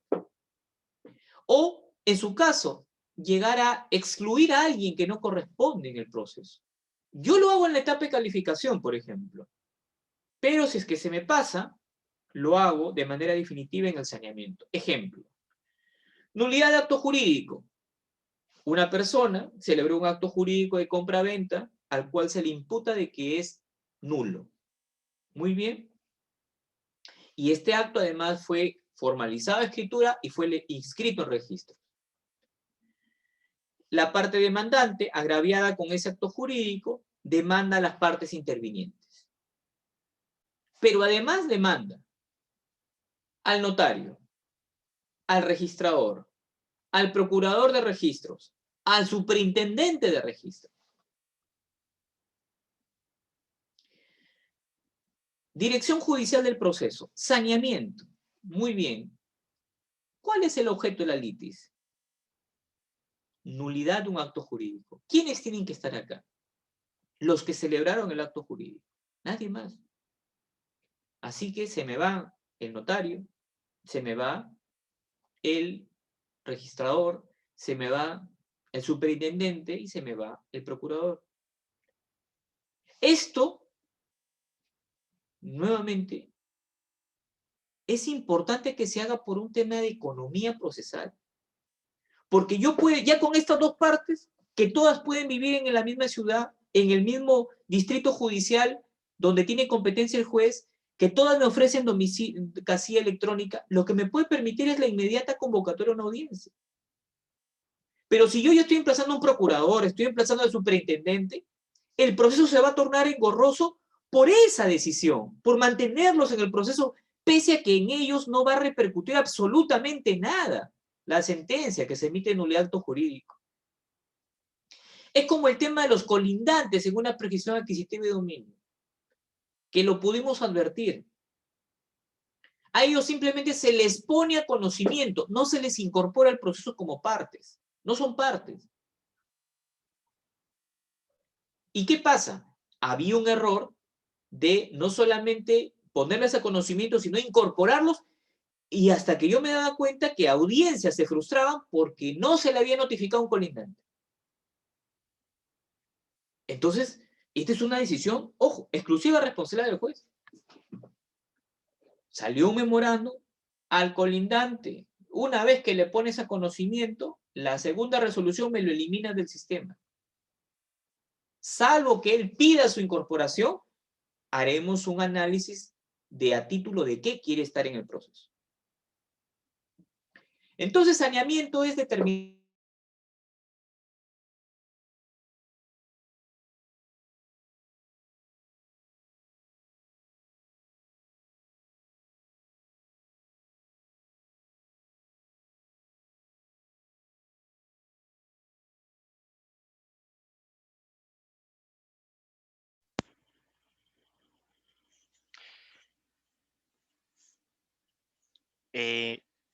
Me parece que tuvo unos problemas con la conexión al doctor. Seguramente ya se va a reconectar. Hay que esperar un momento, por favor.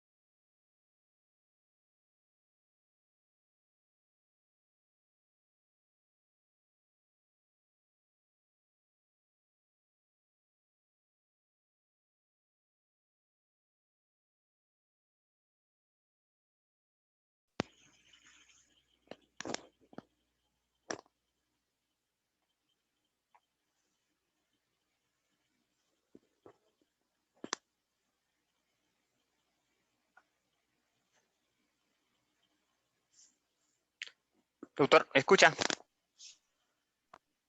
Sí.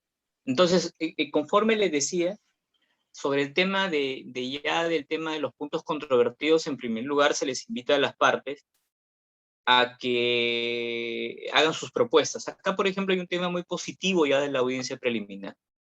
Y el tema muy positivo tiene que ver con el hecho de,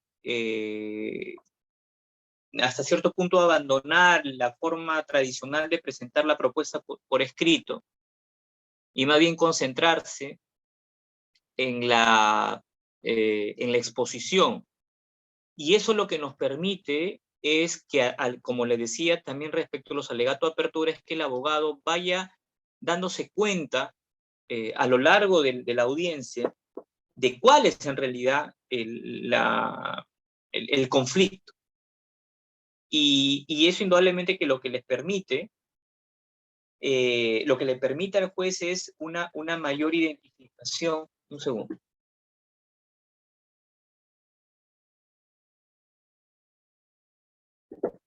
Y lo que le permite además al juez es ir también comprendiendo, porque reitero, o sea, nosotros podemos tener una versión, pero ya en la audiencia se va construyendo, ya se va delimitando el conflicto. Pero reitero, acá por ejemplo, es muy útil el 10º pleno casatorio, el 10º pleno casatorio civil, que es un jalón de orejas para todos, pero principalmente para los jueces. Porque los jueces hemos estado acostumbrados a simplemente copiar y pegar el petitorio. Y en realidad eso no es la fijación de puntos controvertidos. La fijación de puntos controvertidos es identificar hechos no reconocidos por otra parte, pero no cualquier hecho, sino sobre todo hechos que sean relevantes para resolver el caso concreto, ¿ya? Hechos relevantes para resolver el caso concreto. Y surge la válida pregunta, ¿y cuáles son esos hechos relevantes? Pues son los hechos que están previstos en la ley para declarar, para que se aplique o no un efecto de la norma aplicable al caso concreto. Por ejemplo, si es un desalojo por ocupante precario, pues, ¿qué hechos relevantes son? Pues son los hechos referidos a que el demandante tenga título y que el demandado no tenga título para estar poseyendo el bien. Por ejemplo, si alguien quiere probar, oye, y las relaciones sentimentales, ¿qué tendría que haber relaciones sentimentales? No es un hecho relevante. Si es que me lo planteas, si es que tú quieres que pruebe algo que no es relevante, pues simplemente no lo tome en cuenta.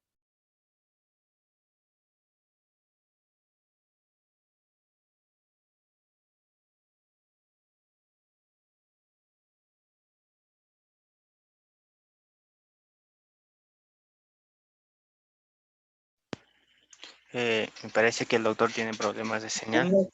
A ver. Doctor. ¿Me escuchas? Sí, ahora sí, doctor. Ahí se está entrecortando. Ya, pero parece que ya tengo otra vez internet. Sí. Un segundo, ¿ya? Voy a volver a entrar acá. Sí.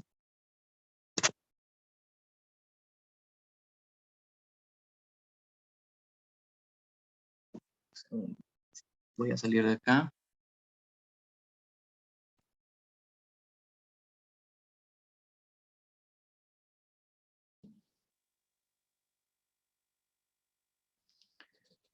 Bueno, entonces, como les decía, una de las cosas, un consejo que siempre que estoy compartiendo con los colegas es que los puntos controvertidos, cuando ya le corresponde fijar al juez, los haga conversando con las partes.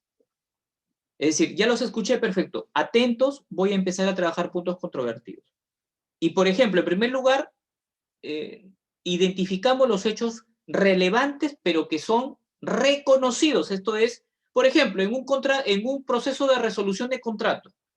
Ambas partes me dicen, sí, señor juez. El demandado me dice, sí, señor juez, reconozco que efectivamente yo celebré un contrato de arrendamiento. Muy bien, hecho reconocido, contrato de arrendamiento, fuente de la obligación. Tema importante porque en la resolución yo voy a discutir sobre las prestaciones incumplidas. Entonces, ya deja de ser un tema controvertido si es que se celebró o no contrato. Porque hay casos en los cuales se pide resolución de contratos y la parte demandada dice, yo nunca celebré el contrato. Entonces, ahí sería un hecho controvertido la celebración del contrato. En primer lugar, consigno hechos reconocidos, relevantes. Luego hago e identifico los hechos controvertidos. Reitero, hechos relevantes no reconocidos por la contraparte. Estamos ahí. Y antes de cerrar la resolución, porque como ustedes saben, se emite esa resolución de fijación de puntos, conversar con los abogados. Abogado de la parte demandante. Antes de preguntarle si es que está conforme con la resolución, ojo, abogado, sobre esto, ¿alguna observación? ¿Cree que algo se me está pasando? Y este es un tema muy importante porque se nos puede estar pasando. La audiencia tiene su propia dinámica. Y muchos abogados dicen, sí, doctor, acá se le pasó esto. Gracias. Y lo que hacemos, como todavía no cerramos la resolución, empezamos a acomodarla. Yo por eso digo es que el juez tiene que entender que ahora sus socios estratégicos en el proceso son los abogados, son las partes. Antes, ¿quién era el que hacía eso? Bueno, era el secretario.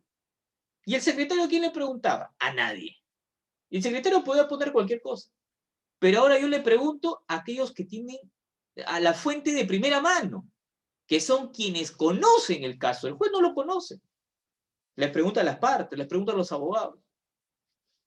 Se delimita el conflicto a través de la fijación de puntos controvertidos y luego de ello se les consulta sobre si es que están conformes o no con la resolución emitida. Se fijaron los puntos controvertidos, pasamos a la siguiente etapa. Saneamiento de pruebas o saneamiento probatorio. Si yo ya delimité el conflicto e identifiqué los hechos relevantes no reconocidos, esto es, controvertidos, la prueba que vaya a admitir es prueba relacionada a esos hechos no controvertidos. Perdón, a esos hechos controvertidos.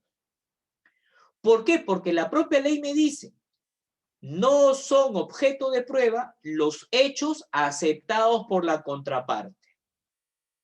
Por ejemplo, si la contraparte me dice, ¿sabes que yo sí efectivamente celebré un contrato?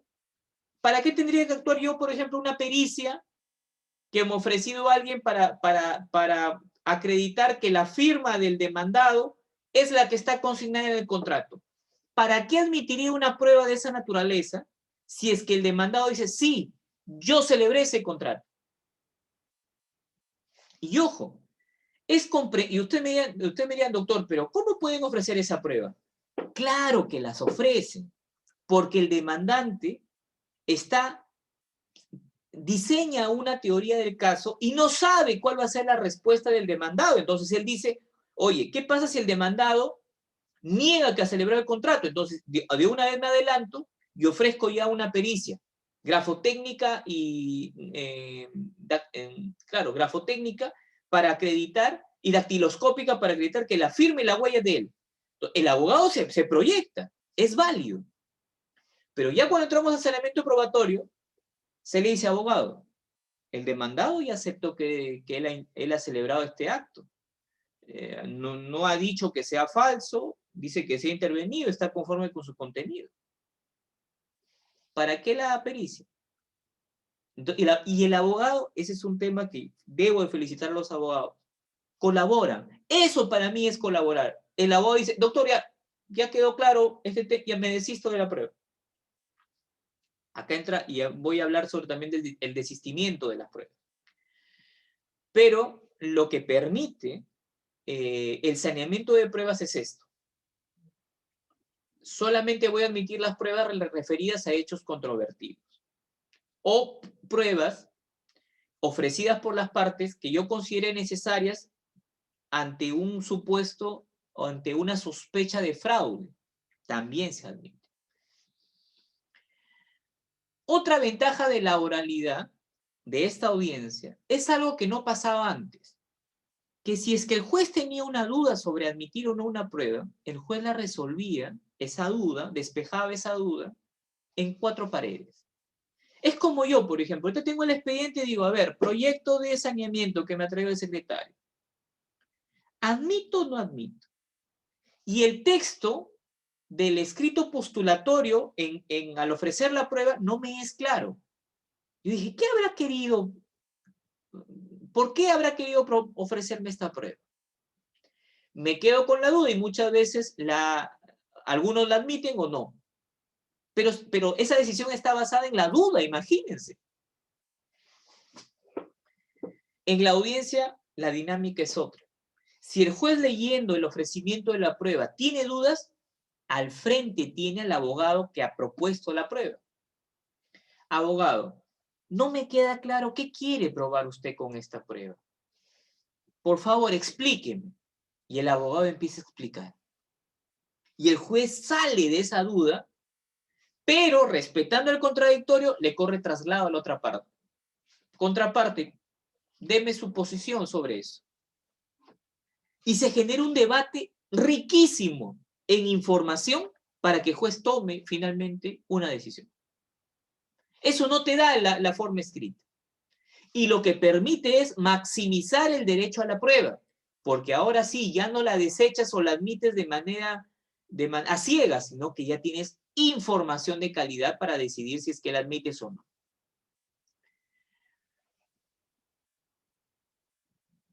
Punto aparte, estamos en el saneamiento de pruebas, hemos visto ya las pruebas ofrecidas por las partes, entramos a la prueba de oficio.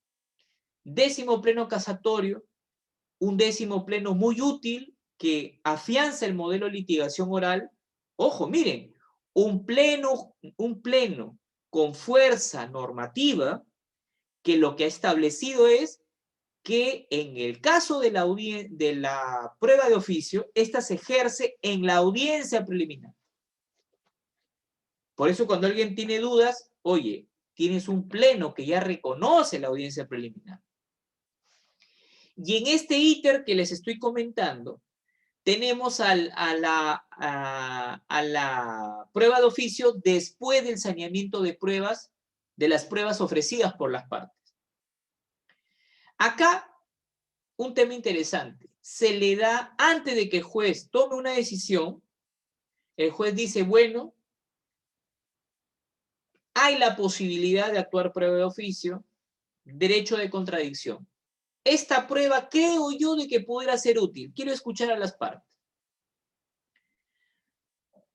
Les he dado la oportunidad y luego el juez toma una decisión. Perfecto, ya los escuché, ya cumplí con correrles traslado. Resolución tal, prueba de oficio. Queda claro que voy a emitir la resolución si es que voy a incorporar prueba de oficio. Porque si es que no admito prueba de oficio, o sea, si es que llego a la conclusión de que no hay la necesidad de prueba de oficio, no emito ninguna resolución. No hay resolución de no admisión de prueba de oficio, ¿verdad? La obligación que existe es darle la oportunidad a las partes para que expongan, absuelvan el criterio del juez respecto a la prueba de oficio. Eso sí existe, ¿ya? Punto aparte, punto aparte. Doctor, ¿sí? doctor, ¿me logra escuchar, doctor? Disculpe la molestia, doctor, siendo que 8:05 podríamos terminar, siendo que tenemos una ponencia con el doctor Peña Cabrera. No te preocupes. Agradeceríamos bastante. Entonces, muchas gracias. luego de la prueba de oficio, ¿ya? Simplemente tenemos 2 potenciales opciones. O la primera, tenemos juzgamiento anticipado cuando todas las pruebas admitidas son documentales, no requieren actuación, en cuyo caso, pues, alegato de clausura y, de ser el caso, sentencia. Y si es que hay pruebas que estamos admitiendo que requieren ser actuadas, pues convocamos audiencia de pruebas. 2 datos finales. La primera, la sentencia. Muchos están creyendo que decir sentencia en audiencia implica leerse toditita una sentencia escrita. Eso no es, eso deslegitima la labor del juez. Le genera un manto genera un manto de sospecha sobre su imparcialidad. Eso está mal. siempre he dicho, la sentencia oral es simplemente el adelanto del fallo. Y la sentencia que se emite en audiencia no está dirigida a los abogados, está dirigida a las partes. ¿Está bien? Otro tema. ¿Por qué el juez puede emitir una sentencia en audiencia? Porque ya tuvo el contacto con la prueba. ¿Ya? Y desde el contacto hasta la decisión ha ejercido la etapa de valoración de la prueba. Señores, yo asumo el compromiso, vamos coordinándolo con Udeápolis para reunirnos en una próxima sesión, puede ser una media hora, ¿ya? Netamente para absolver todas sus inquietudes sobre ese tema que en la práctica tiene muchos, pero muchos matices, ¿ya? Eso es todo, tengan muy buenas noches. Está pendiente de volver a encontrarnos. Cuídense. Muchas gracias, doctor. Sí, estaremos pendientes porque requerimos sus servicios. Bueno, es la segunda vez, cada vez nos sorprende con sus ponencias tan prácticas, doctor. Y la doctora Tania Carolina Bocanegra Risco no se equivocó, ciertamente. Muy buen ponente es usted, doctor. Me saco el sombrero, igual que el Muchas doctor gracias. también me pidió. Doctor, que Dios le bendiga, que tenga una excelente fin de semana, aún con estas controversias del Estado, pero bueno, ya la política algún día acabará. Cuídense. Optimismo, Nos doctor. vemos en una próxima ocasión. Hasta luego, doctor. Muchas Hasta luego. gracias. Cuídense, chicos. Cuídense. Gracias.